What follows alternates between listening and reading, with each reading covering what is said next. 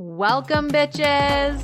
This is the With Love Nick podcast. There is nothing off limits here. Oh, get on your power panties. Success happens on the other side of conventional thinking. I say this all the time because when I was conventionally thinking, it left me burnt out and drunk. Welcome to this week's episode of the With Love Nick podcast. Hello, welcome to this week's episode of With Love Nick. We're already mid-conversation. We literally hit record mid-conversation. So you guys are in for a juicy treat today. I have Krista Weber with me, the unkillable cyborg. I just read over your form this morning. Welcome to the podcast. That is incredible. And I want to start with that. So please introduce yourself. Tell us why you are referred to as the unkillable cyborg, because hello, queen up in here. I know. So interesting. Thank you so much. I'm so excited to be here. And yes, I'm so glad that you hit the record button because we just got off immediately. This is amazing. So Krista Weber, success mentor at femmeluxlife.co. Why do I call it success mentor? Because yes, I teach on wealth. Yes, I teach on embodiment, power, personal power, confidence, boundaries. Yes, all of these ingredients. I'm a problem solver. How do I know? Unkillable cyborg.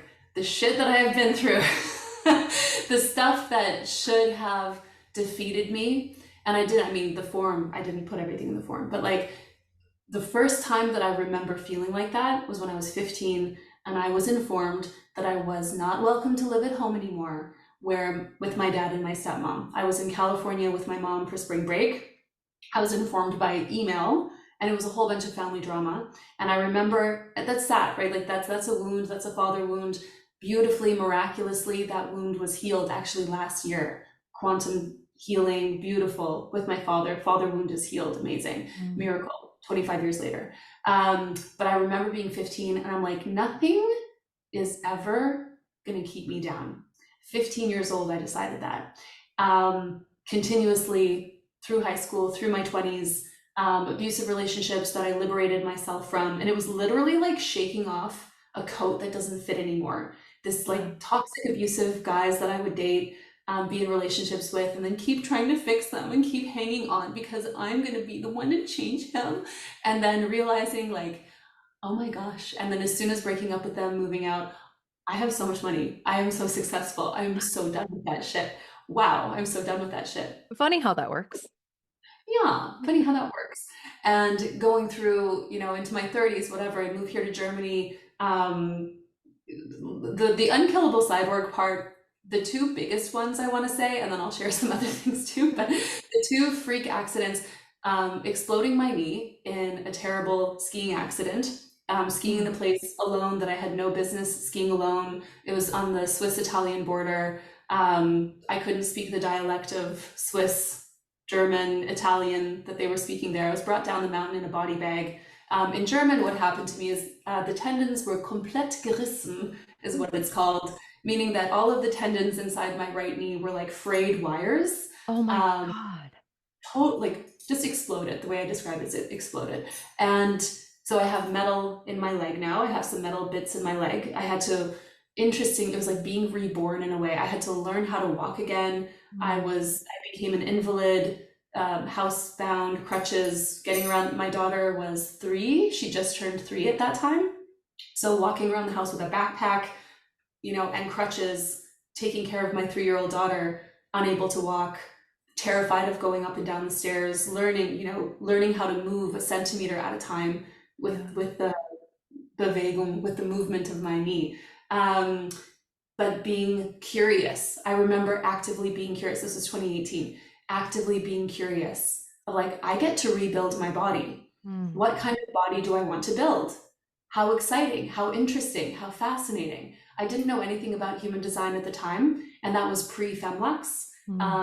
So now I know I'm a 1-4 manifesting generator. She's curious. I want to Curious know. as fuck, girl. She's curious. So I worked with a coach, I worked with a trainer, and I had to rebuild the muscle mass on my right leg. And the interesting thing now is that the right leg is so much stronger than the left leg. So now I have to work the left leg more because my cyborg leg is stronger than my regular human leg. Yeah. And then the next one that was like really crazy unusual when I had the thyroid cancer diagnosis. Mm. So this was after kind of an emotional rock bottom situation, being an expat, living here in Germany, didn't have any friends, didn't have any family where we live. Husband works like 15 hours a day. He's a surgeon. So, basically alone, like quite alone, quite lonely. And then I was in English as a second language teacher. But I was getting paid, like, I remember, I'm like, what I'm getting paid per hour doesn't even pay for the Chanel lipstick on my face. Like, this is degrading. Like, I'm a great teacher. I love to teach. I'm a great teacher. But and then I got sacked. I got fired from it because they were shutting down that institute. And then I was like, I can't even do this right. I didn't even want this job, but I can't even do that's right. And then puts me into this spiral. That's when I found my first coach. That's when I found my first coach. And I thought that I was going to start a language institute. And then it was during our coaching, she's like, woman, you are a mindset, empowerment, unstoppable, obstacle smashing success coach. That's what you are. And I was like, so Femlux was born.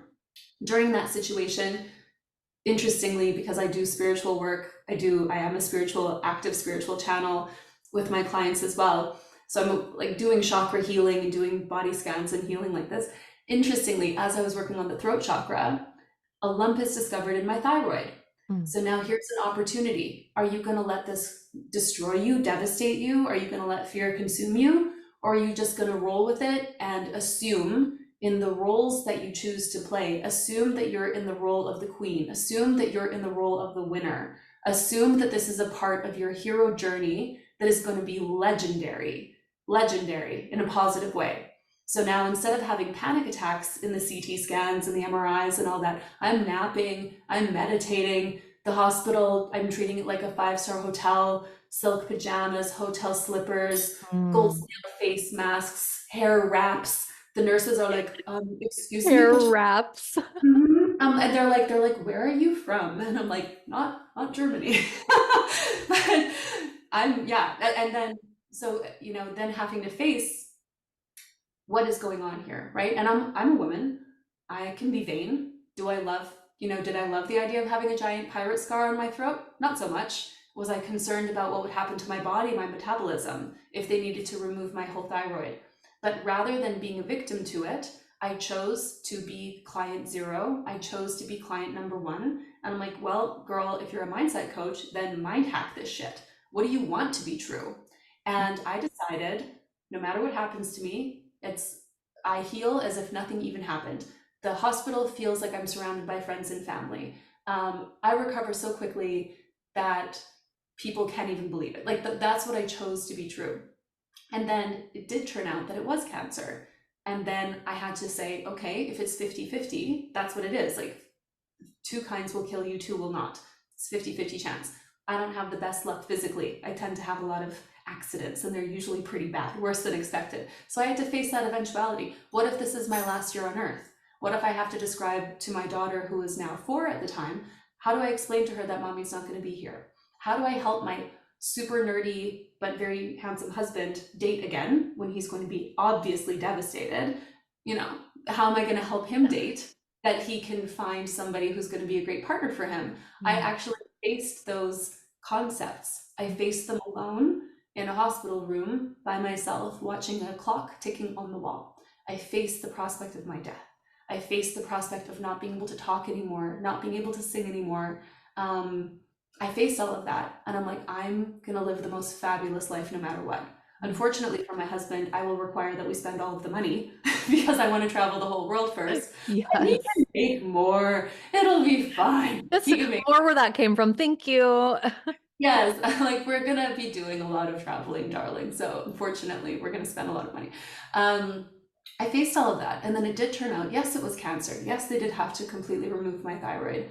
Did it make any difference whatsoever to my life? Not one drop. Not one drop. So these are the reasons. I'm missing organs. I've got metal in my body. I have extra vertebrae for some reason. I'm hypermobile, double jointed. These green eyes, only 2% of the population have. So I don't know. There's some alien DNA. There's some side happening. She's been radioactive. I can't give blood like that because now my blood is radioactive from the cancer treatment. No, you're lying. I know, I'm serious. in Germany at least, I wouldn't be able to donate blood anymore. And I'm O positive, so people would love this blood of mine. But Oh I my was in God. I'm AB positive. I get it. We have blood of gold. yes, That is so and crazy. I know. So they like chucked some radioactive pills down my throat wearing biohazard suits.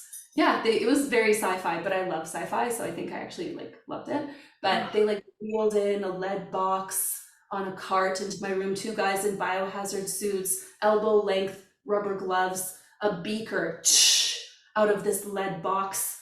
Inside the beaker is a pill. They take it out with long tweezers, tell me to open my mouth. Remember, all of this is in German too, so it's scarier. And then they chuck it into my mouth and they get the fuck out of there. And I'm like, you guys seem to be pretty concerned about whatever is in this pill that you gave me. And then I notice on my door there's like a giant nuclear sign, and it's nuclear medicine. In German, I was in the radioactive medicine department. That was cancer therapy. So I did that twice in 2020. You know what I did? Built sales pages, built websites, went live on Instagram, created content like crazy because I was so fucking grateful to be alive. Mm. Grateful for the Wi-Fi. Gratitude. Mm. Unkillable side work. Nutshell, that's why. Okay, like that whole thing just sounded like if Matrix met a really classy porno. Like Yes. I'm like, Yes. they wheeled in and they opened the box and they chucked it right in my mouth and then they fucking left. Yes. They just left. Tongue They were like, out. later. Bye. Yes. Oh, Oh, yes.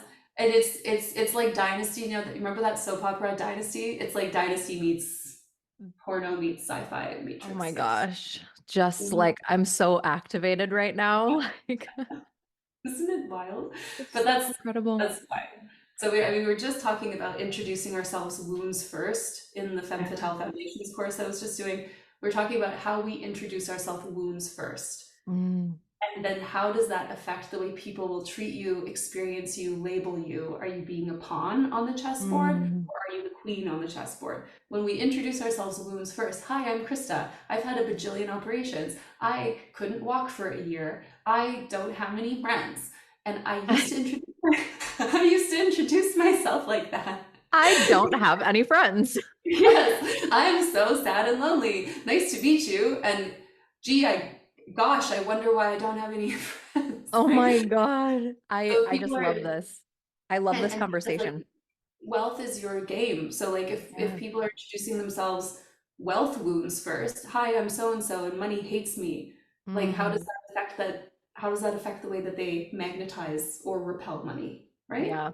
I truly like I love this conversation already. It's just what an introduction, by the way. That That's like was just the that's introduction. like the coolest fucking I know, right? This is just the introduction. Like Mm, mm, I love what you said about introducing ourselves wounds first because here's the thing is and the pawn and the queen, we were talking about the chess pieces and the way that we move and it all ties in together because we train people how to treat us. And if we're coming in with all of these wounds that are on the forefront of our identity, how mhm, are we treating people or training people to treat us? It's like mhm. they all of a sudden feel this subconscious responsibility to tiptoe around us or walk on eggshells or don't talk about certain things, right? Which is the opposite of the empowering space that we should be providing for women to come in as all of them and not feel that way and not feel triggered or projected on. And so I love that you said that because holy fuck, that's such the truth. And I am a huge I am a huge promoter of speaking to the desire of the people that I want to work with and not starting our relationship and the client experience on your fucking pain point. Like, we are not going to come Yeah. in here empowering your problems. We're going to come in here empowering what you have inside of you, and you just need to see it through a new lens, right? Like, when you said your first coach, the first coach that you worked with you was like, actually, here's what you are. And it was Yeah. like, I'm stepping into that suit now, but Mhm, we have to hear things and see things through a different lens, right? Because we only know what we know. And so mhm, sometimes it's the right person that activates us in such a way where we're like, "Oh, duh." Like, mhm, of course mhm, that's what it is. mhm, You work with a lot of your clients on shadow work. Yes? mhm. I Oh would love yes. to hear. I would love to hear about what that looks like with your clients because I'm not sure that we've brought this conversation to the podcast yet. And I know that a Hmm. lot of my listeners would love to hear the juicy deets. Oh, okay. I love this so much. Mm, Um, the biggest, okay, so what it will look like, let's just say this because I work with high performing women. I work with mm, ambitious, wildly successful. They either identify as a bored millionaire or they want to be a bored millionaire, right? And Two so options.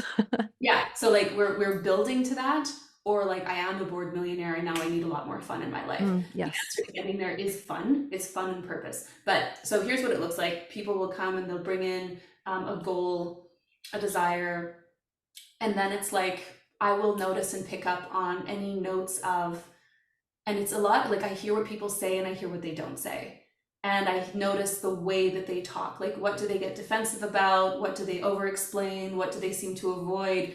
And of course, I coach people according to their human design as well. So, like their profile, if somebody's a 2-4, that would be very different than if somebody's a 5-1. Very different if, oh yeah, 5-1, hey. Yep. 5-1. Okay. So Matt and Manny Jen versus projector, I need to know this is like the cookie cutter shit doesn't work, but avoidance tendencies, communication styles, do we have a defined throat, do we not? All of this matters. So I look at the whole person and I'm letting the body graph speak to me as I'm coaching my clients too. So if somebody is hyper fixated on a certain goal, but then nothing is good enough and they hate themselves until they have it, then it's like, okay, pause, because you can have every single thing that you want. If you weren't meant to have it in quantum consideration, if you were not meant to have it, you wouldn't give a shit. And I will prove to you why that's true right now. So if anybody knows me, I mean, look at us, we're fabulous. This is a podcast, they can't see us, but they should know there's a lot of Oh, fabulosity they'll that is. see us on YouTube. Okay, cool. We love this.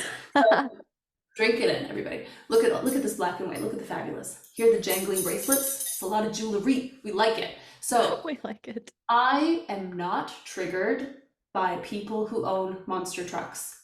I'm not. I feel nothing about that. I'm aware that they exist. Like when I go back to the US and I'm traveling in the US, if I see a gigantic, like in Germany, the parking spots are smaller, so we don't have these things here. When I go back to the US, if I see a gigantic pimped out truck with tires that are like half the size of me, like, I feel nothing. I'm like, cool. I'm completely indifferent. If it was like a Porsche 992 S, whatever, like sport, everything, I'm like, oh, like I'm activated. I want that. Somebody even parked one in my parking spot once, but I don't have one yet. Do they know who you are? Like, hello? No, and I have a private parking spot in my gated community. I'm like, who the fuck? I think I got out of the car and I was just telling my husband, I'm like, I will have one. And I'm just waiting for I'm waiting for the right time. I'm waiting for the right car, whatever. Like, it's not like They just wanted to see how you would feel about it, seeing a car I like was that in like, your who parking did lot. this? Like, I Yeah. got out of my car and I'm like, whose fucking car is this? Move your fucking car. Unless this is a present for me, then move it now. Where's And the then bow? I don't know who, like somebody had a visitor and they were parking, but then as I got into the house and my daughter was laughing because she knows I want a Porsche so bad. But so I will have one. It will be mine. Oh yes, It will be mine. it will be mine. But if it was a monster truck, I wouldn't fucking care. So the desires that are alive inside you are there because you're already coded to receive them. And if we think about this in like the terms of like neuroscience, there is already a receptor in your brain that identifies pleasure of experience or ownership of a thing. You already have a receptor that's waiting to be completed by the achievement of that thing. Otherwise, you wouldn't fucking care. Just like me with monster trucks. Couldn't care less. Don't give a shit. Totally neutral about that. Great, right? So when people, it's ridiculous, isn't it? I should drive a monster truck now. Let's have a photo shoot in a monster truck just for fun. I'm like, the fact that I live in Wisconsin, so there's a lot of hillbillies here. So the fact that you call them monster trucks is just like, there's just water coming from my face right now. It's like just. Well, I'm from Alberta, Canada.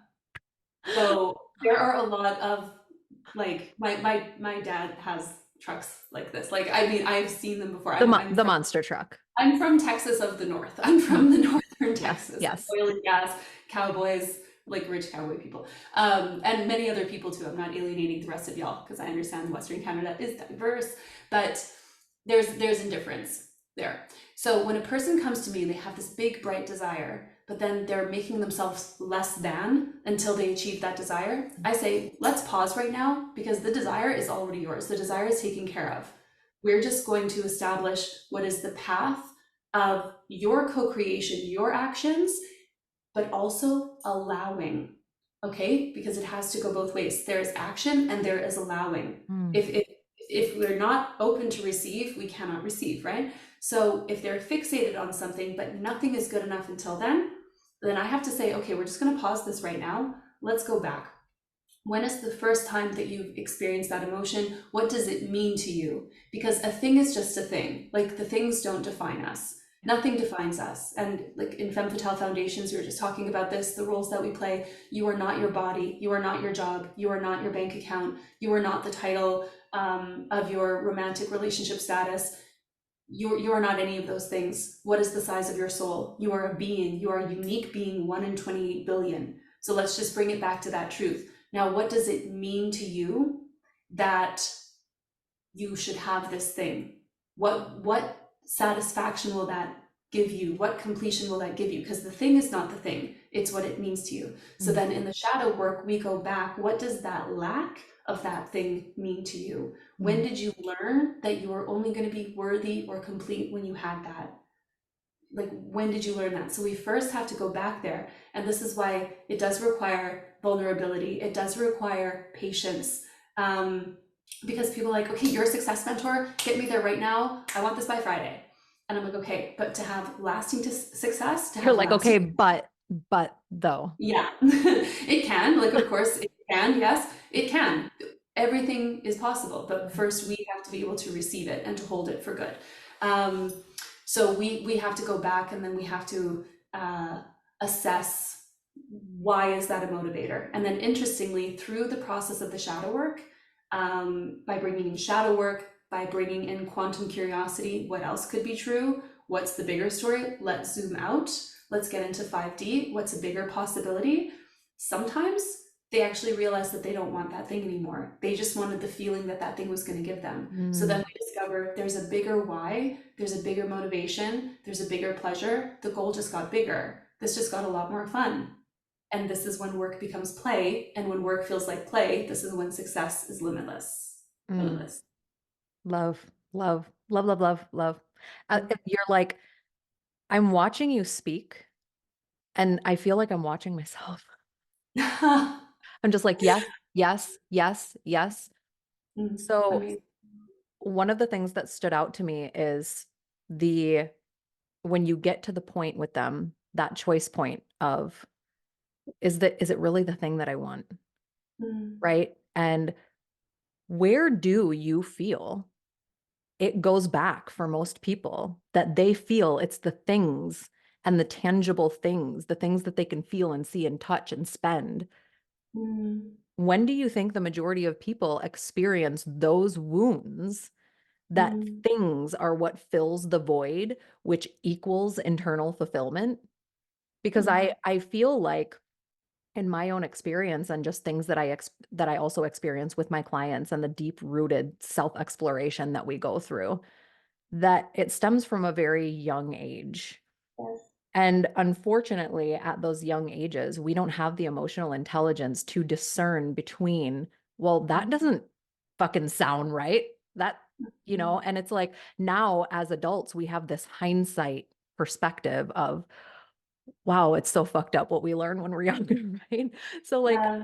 what do you feel like when you're in your experience with your clients in your realm? Where do you feel the majority of people have these seeds planted? And if it stems back to like, that's all they know, how deep do you actually have to get? Like, what does that look like when you're working with somebody who they're a visionary. They feel the vision. It's not yet tangible. They know they're destined for greatness, but like dismantling all of that for 2, 3, 4 decades of life and having to then attend to that wound, like what does that look like for you and your clients? So I would say, I mean, It depends also on how long a person's memory goes back, but even that can be very telling. Yeah. Like I know, monstrously successful people, like incredibly mind-blowingly successful people. And then they'll just casually be like, "Oh, I don't remember my childhood at all." And I'm like, interesting. And then Like, there are here we go. and then there are, then there are different modalities. And then, of course, we need to be responsible as coaches and mentors. Like, I'm not a doctor, I'm not a psychologist. So then we need to be mindful of when it is appropriate to encourage or refer people to other professionals, other spaces, other modalities that can benefit them. Because we don't want to, even when we can see something clearly from a mile away, we don't want to re-trigger somebody or bring them into a dark space that we are not equipped to ethically guide them through necessarily. So we always need to have these concessions in mind.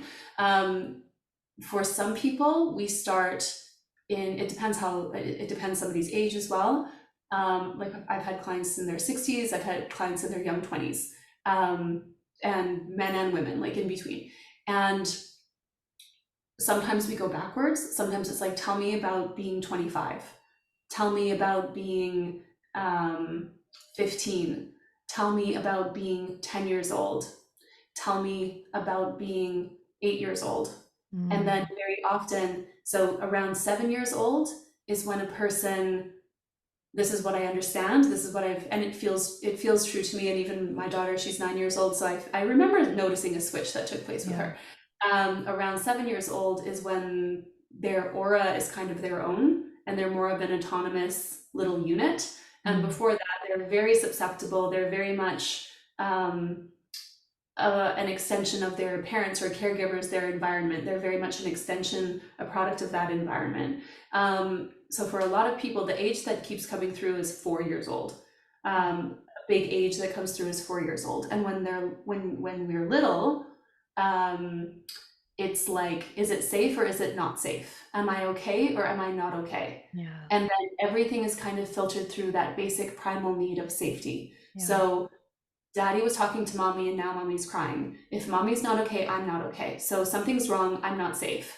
So men who present like this are not safe, perhaps. And that could be a program that comes in. Or there could be complete misunderstanding where a kid, they were supposed to clean up their room. They're 5 years old. They're supposed to pick their clothes up off the floor. And then they didn't. And then just by coincidence, a caregiver comes home from work or something and is in a bad mood and is processing that in their own way. But now the kid is like, oh, I didn't do my homework right, or I didn't clean up my room the way that I was supposed to, or I didn't put my shoes away the right way. And now daddy's mad. So that must be me. I'm not good enough. If I'm only perfect enough and do what I'm supposed to do, then I will be safe because my daddy will be happy and then he'll love me and then I'll feel safe and secure. And this shows up for men and for women. But just as you said, when children, they don't have the communication skills, they don't have the discernment skills, those neural pathways are not fully formed and developed yet, so they can't reason through it. So then they take those stories with them. They go into the school system. Now they're socializing around kids who have their own whole entire stories. They're being taught by teachers who are adults who have their own entire stories. And how many people are doing shadow work? Like, is that a requirement? No, it's not. It's elective. We choose to do it. So then our kids are exposed to all of these other people who are going through their potential wound stories. It's all transference. It's all role play. Our brain becomes Shakespeare and says, okay, I am going to cast the cast of characters. I'm going to cast people in the roles of those with whom I have unfinished business, with whom something feels wonky. So I'm gonna unconsciously choose to be in classes with a professor who reminds me of my mean grandpa. Or I'm somehow magnetized to work with this bank person who reminds me of my mom who never approved of me. Or I'm gonna date somebody who has a lot of the same traits as my dad because I'm gonna fix that person, because by fixing them, I'm gonna prove that I'm good enough for my dad or whatever. I'm going to prove, so all of this that ties towards somebody's goals. Why do you, like, let's just say the goal of somebody is a fitness, they want to lose weight, they want to be fit. Why do you want to be fit? Do you want to be fit to be healthy and strong so that you can lift your kids and that you can run around and not get exhausted? Do you want to be fit just because it's fun for you to play with fashion and like you want to, like Karl Lagerfeld lost a ton of weight, I think the 80s, 90s, he lost a ton of weight, literally because he wanted to wear a pair of Dior skinny jeans. I have his book, so I read that. So what's the motivation? Or is it because my mom was overweight and my dad left her, so I don't think that women who are more, full figured are worthy of lasting love. So the motivation is coming from pain and fear. So then you can imagine, to have long lasting results, to just have that foundation of curiosity. A lot of people are afraid of shadow work. I call it a spiritual orgasm. It is the most satisfying release to be like, I'm actually free of this. I'm liberated from this. It's like scratching the itch that you've never been able to reach before. And then, it's freedom. So it's shadow work. It's not a scary thing. It's a beautiful thing. Definitely. That was so incredibly articulated. Like, I resonated with the dad situation, and so that really tugged at my heartstrings there. So I know that a lot of my audience are just going to love this conversation, because I do work with clients who work in shadow work, but a lot of my audience has some misconceptions about it. So I'm glad that we dove into that. I would love to. How much time do we have? It's been 40 minutes How already. is that possible?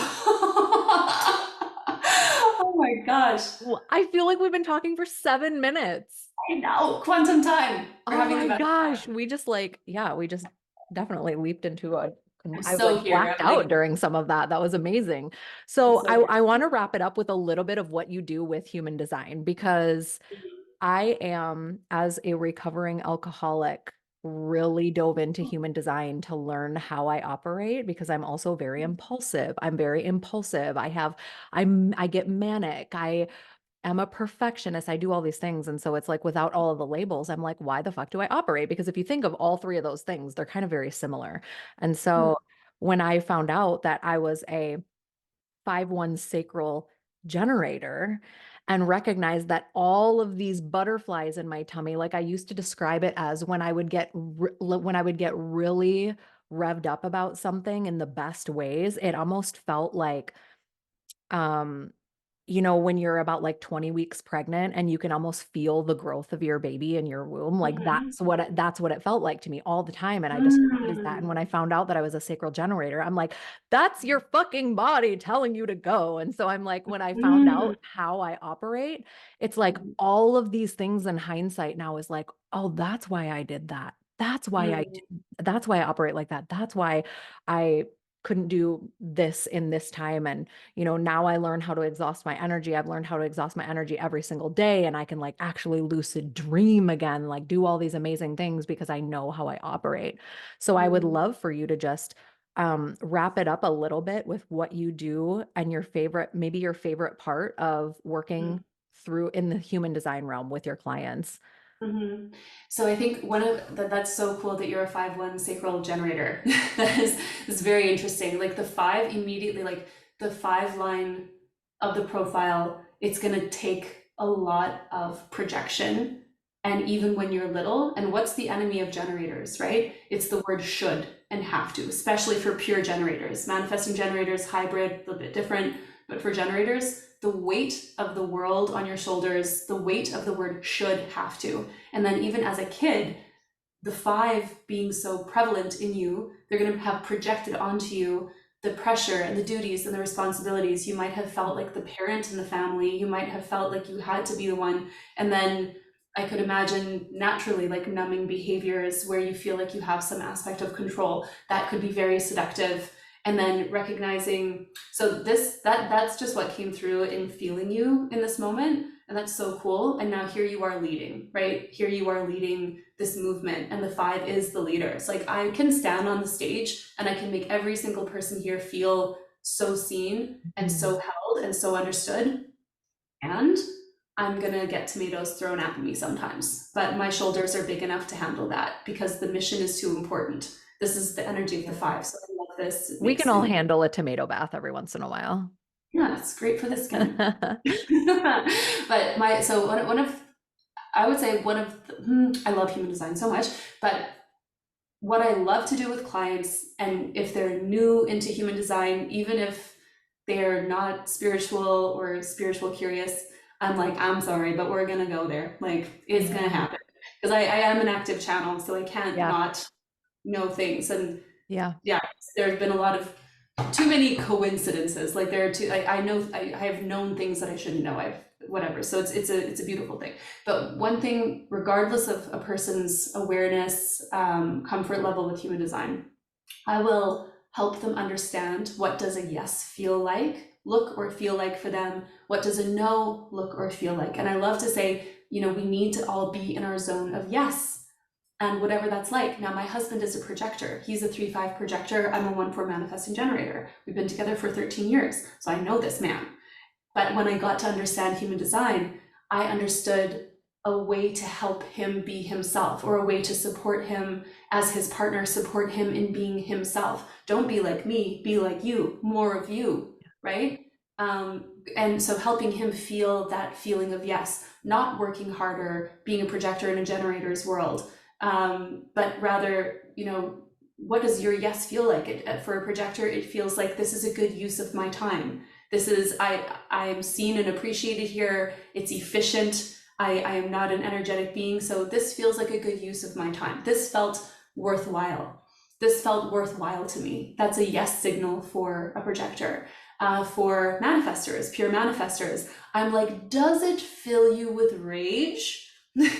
Do rage your anger, and for manifestors who have businesses, who are running businesses, and if they're like just furious about the way that they're working, or their containers, or their prices, or the kind of clients that they're working with, I'm like, that's a fucking no, isn't it? That's your no signal. So what would bring you peace? What would bring you peace? Where do you get back to peace? So I think that's like, as a generator, and I'm a Mani-Gen, we have that sacral pull. It's awesome because that shit don't stop. It just gets louder and louder. So we're blessed in that way. But for the types, like for reflectors, manifestors, and projectors, they don't have that sacral. They're going to be susceptible to behaving like a super generator, overdoing everything by drawing in all that sacral energy from their environment, from the people around them, and then they wonder why they're burnt out. But if they're splenic, for example, so what are their open and defined centers? If they're not a generator or Mani-Gen, and then as a generator or Mani-Gen as well, if you have the solar plexus, your emotional solar plexus, well, then you've got to deal with your emotional wave too.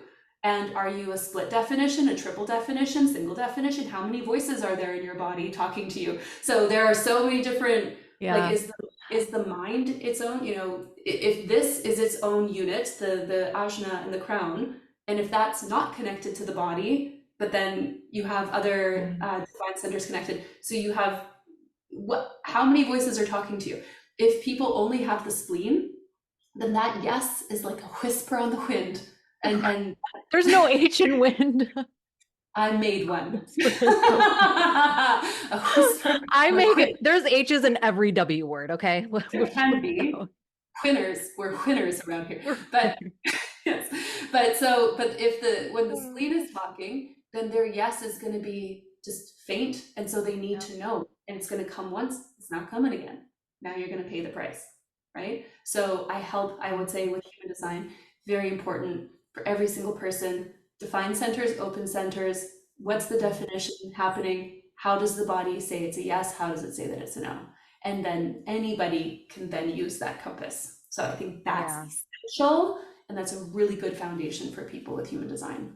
So good. I actually was talking to my husband yesterday. He's an emotional projector. And so we did this a lot in the beginning of our relationship. I was also a very heavy drinker, right? And so it was like the way that he made decisions and the way that I make decisions. It's like, I'm over here and he's like 3 years later. And I'm like, babe, like when we're trying to park, I'm like, park on the motherfucking curb. And he's like, I'm going to go park at the Home Depot parking lot. Oh, like, okay, I'll see you there. Right. But it's like, I was talking to my husband last night about this, and I'm like, I don't feel anxiety anymore. I don't feel Mm, the angst in my body when things get uncomfy. I don't feel the angst in my body because I used to label this as anxiety when really it was my mm, body telling me. There's a few different ways that my sacral communicates with me, and sometimes it's just like the I relate this to pregnancy because that's how it feels for me. mm, Sometimes my sacral like almost brings me to an orgasm when it's like really like go go go go go. But sometimes it's like I feel the 8 week pregnancy flutters, and then sometimes it's like, oh, I just felt the first kick, right? And I mm, used to label that as anxiety. And mm, now that I know how my body operates and I know what anxiety actually is, and it's not just a doctor telling me, oh, you have anxiety. Now I know mm, how to operate. And now that I know how to operate and I know how my husband's human design and I know how he operates, he's not into the woo and the healing and the spirituality and all that shit. The fact that he even has emotional in his in his mm, profile blows my mind.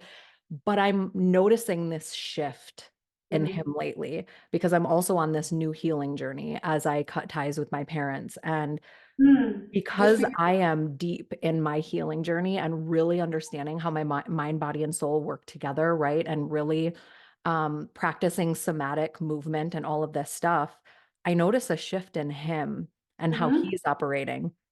And because mm-hmm, I don't want to push the woo on him, mm, because that's how he portrays it, right? He's very unconventional, but he's also very practical. And so I will, because I know how he operates, I know then how to attend to our relationship. And mm, because I'm a generator, and because I was diagnosed with ADHD, and because I'm a recovering alcoholic, I have also always operated in my masculine. And so mm. now that I know how he operates and I know how I operate, it's a lot easier for me to navigate learning how to operate in my feminine and like submit to him when I Mm, want to tap into my feminine instead of trying to have control over everything. And mhm. so I'm watching this shift in him.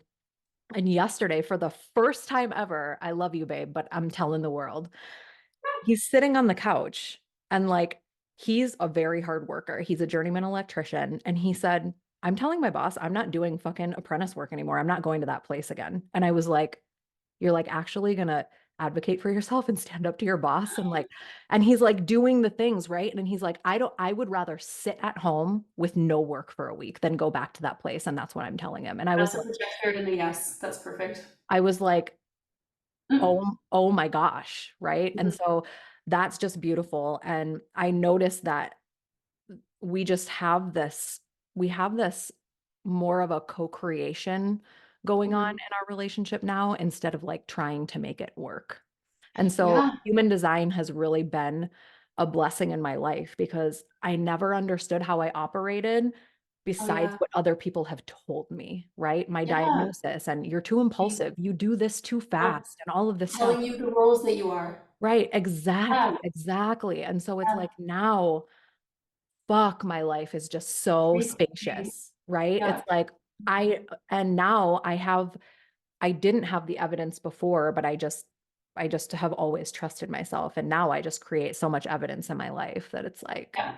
I told one of my clients yesterday, I'm like, the self-trust is so solid at this point, at this moment in my life that I could literally just jump off a mountain and I know everything would be okay, right? It's like Yeah. I'm so deep in that now, and human design has been a really big part of it. And I don't dabble in it super wide, right? It's not something that I work with on my clients or go Mm, really in depth with for mm. myself, but what I've learned from it and how I can apply that to my life, just what I know from it is Oh, just even to have completely the harmony in the house. Like absolutely like there's it's crazy. It's crazy. And my yeah, husband, so my husband is not. He is a cancer surgeon and he's an immunologist. He was working at Harvard when we met. The man is academic. His whole family are academic. And German, remember, German. So then here comes Krista, and I'm so passionate, like I'm so yeah. sparkly and so excited about all of this, and I'm like, let me tell you all about yourself. And I Oh just my like God. Yeah. not into it at all. But then I said to my husband, I think we're at a resort in Italy or something. I'm like, just let me do it, okay? Just let me do it. You're gonna listen to me right now. And he's like, okay. He's like, I love you, so just fine, like whatever. And Yeah. then I gave him, a human design reading. I pulled it up on my phone a few glasses of Merlot in for sure. And I'm like, so you, anyways, and he was like entertaining me, and then he was like sitting up taller, and he's like leaning in, and he's Mm-hmm. like, wait, how do you know that though? He's like, how, like, what are you seeing? I'm like, well, this defined center, and then this gate, and this channel, and this isn't connected to this, and this is open, and so that would mean like da da da. And he was just like, okay. He's like, I want, and then he was like, I want to know. He's a researcher. He's a scientist. So he was like, I want to know more about why this is so fucking accurate. So Yeah. I'm like, ooh, and then my 1-4 gets all lit up. I'm like, let me explain everything that why it works, because Grab 1-4 a pen and paper. Here we go. making He's on like, scratch. how long did I Yes. go to school and you know this all? Like, Yes. That's always no, and the harmony, and then just to hear, I have to say, I have to touch on this. So much respect for your choice, what you're going through, choosing to go no contact with your parents. I did this a couple of years ago. It was something that it was shadow work related as well. I was teaching a course at the time, I think it was 2021. I was flying back to Canada, to my homeland, and it was during the COVID times, so traveling was not easy. Big financial commitment and lots of hoops to jump through and stuff. And then there was some shenanigans that went on, and I'm not going to tell tales about people. I'm not going to defame anybody, but there were some shenanigans that went on within the family that I became aware of the night before I was traveling to go there. And I was in the kitchen making grilled cheese sandwiches with my husband for dinner. And then I just went white. I read a text from my mom, who I love, like my mom and my stepdad, amazing. My mom was like, FYI, something is going down, like da da da, and told me some tea.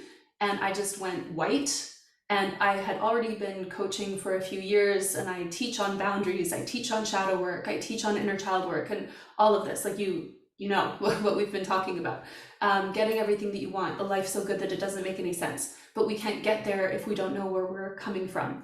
So all of this already had been in place. Now I just go white in the kitchen. And my husband's like, what is going on? And I'm like, I don't know. And I was 100% triggered, frozen, like fight, flight, freeze.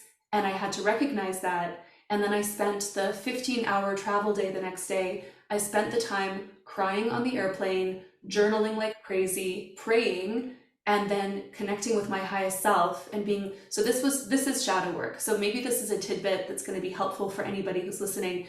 So if you're in a situation and you don't have access to talk to your coach, or you don't have access to that workbook or that program or that activation audio training, and it's just you with you and some shit is going down.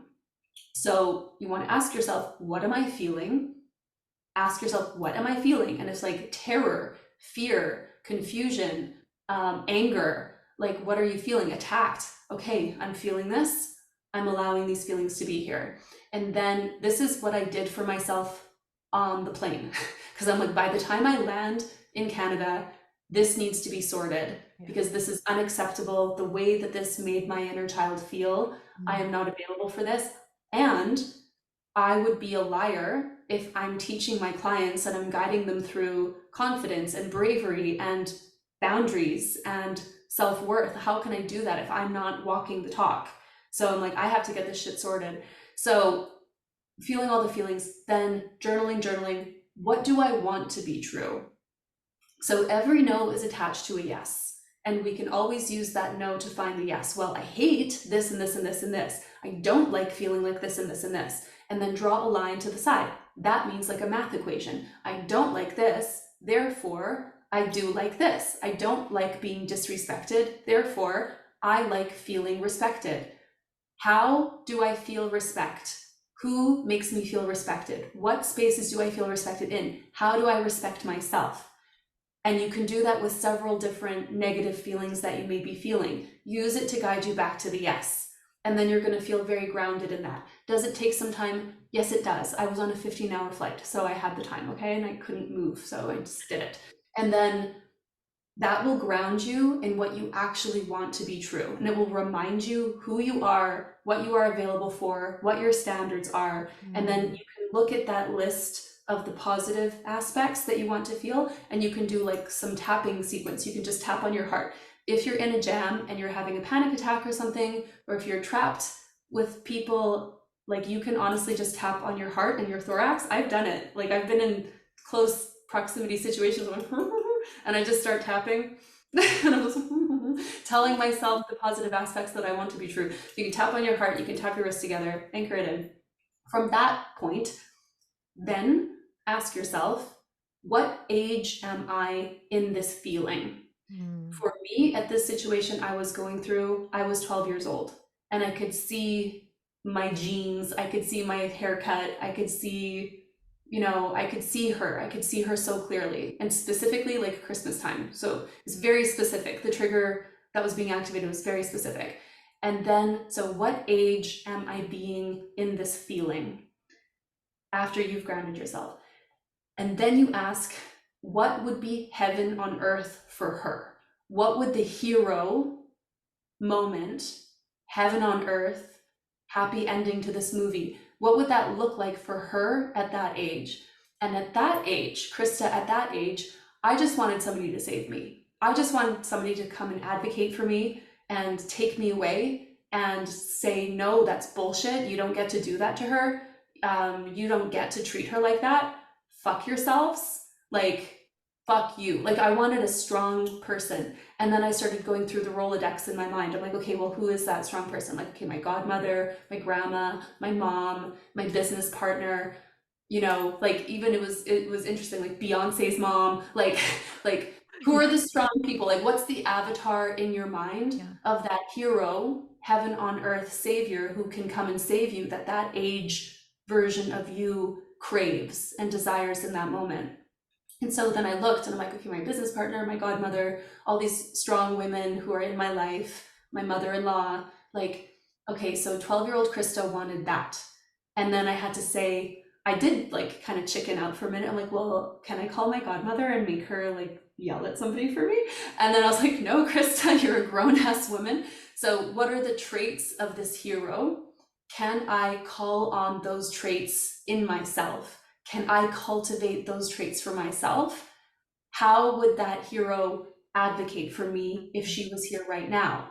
And then it's just, and the interesting thing too is the inner child, there's, as we were saying before, the inner child, the little girl, the little boy, they don't have the rationalization. All they know is they don't feel safe. This is bullshit. It's not fair. Something's wrong.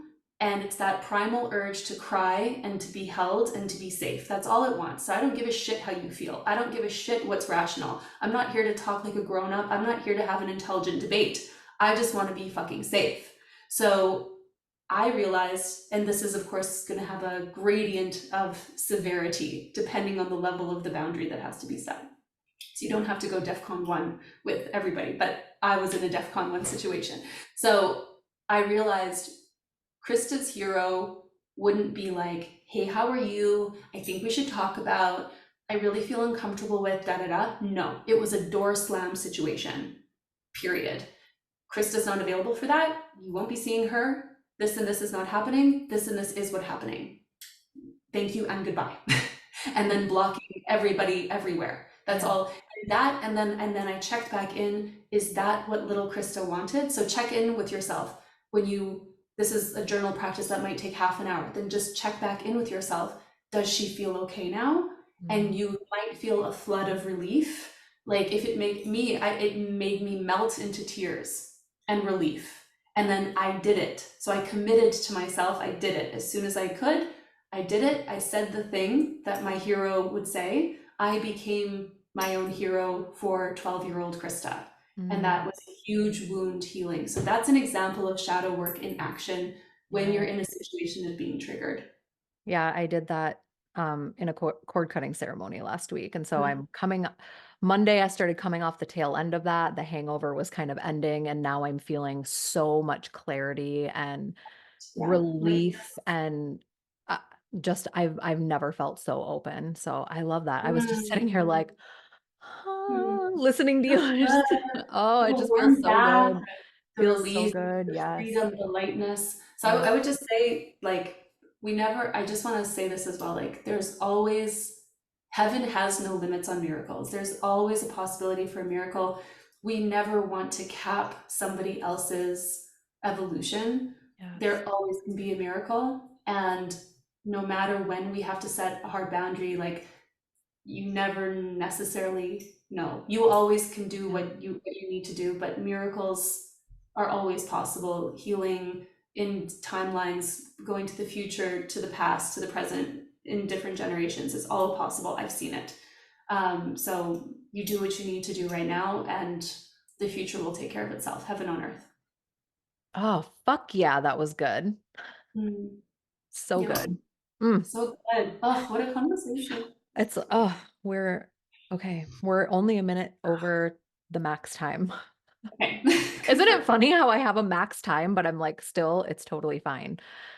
Yeah, This was that's so. like everything that Mm, needed to come through and that was meant to come through as just I feel like we could talk forever and we probably um, will. We'll probably just talk forever now at this point in our lives. We're like, move in, I'm fuck it. here for it. Here Okay. for it. Yeah. All right. Our Well, aesthetic. how I know how to find you. Yeah. I know how to find you, but how can my audience find you? How can they work with you? What do you have going on in your world right now? Tell us all the things. I'll also put it in the description of all of the YouTube channel and the podcast and everything like that. Okay. Thank you so much for that. Instagram is my playground. So at femluxlife.co. I'm always there and I have a lot of fun. So come and check it out. The ways to work with me. So I work with people privately, of course. I have private clients. I do have space for 2 private clients probably for the rest of this year, but I'm always open to making creative packages for people. I'm a Mm. manifesting generator. I will not be put into a box. It will not happen. It, So it will not happen. it will not happen. Don't expect it. It will not happen.